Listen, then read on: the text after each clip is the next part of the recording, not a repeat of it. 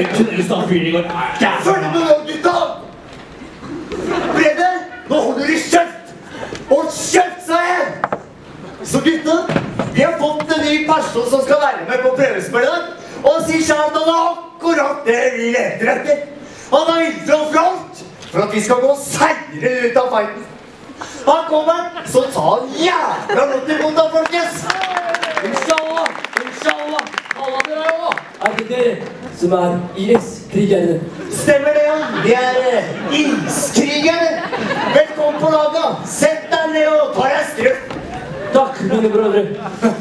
Fy faen, for en bananskreller. Har du blitt trent i utlandet, Runa? Ja, jeg har vært i Syria. Jeg visste ikke at de hadde is der. Jo, det er masse is der. Det er is overalt. Og det blir stadig mer av det. Var det jeg snakket om i stad? Global oppvarming. Det blir jo bare kaldere og kaldere. Du vil faen meg kjøttbrede! Du, hvor er du spiller? Hvilken posisjon? Angrep! Attakk! Flott! Han starter ikke på toppen her, sammen med Stefan. Få på deg utstyr nå. Utstyr? Ja, hjelm og pads. Nei, jeg trenger ikke. Ta en titt på han der, Brede. Her har du en som er ordentlig mann. Han har hår på brøstet og baller i motsetning til deg. Men gutta, nå er det 5 minutter til matchen. Jeg vil ha fullt fokus. Jeg vil se Warface. For det vi skal nå, gutta, det er ute i krigen. Alle skal kjempe.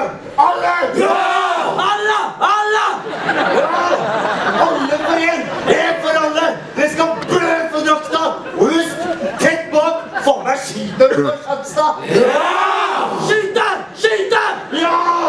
Pepper i målet! Pepper av kar som står i målet! Der handler det ikke om å vinne eller tape! Det her, det handler om ære! Skal gjøre vondt å møte iskrigerne! Og skal vi faen meg til krigen der! Allahu Akbar! Dette blir vantro! Akkurat den innstillingen her jeg snakker om! Du starter kampen i dag, Brede. Du starter på benken. Kom dere ut på isbakken.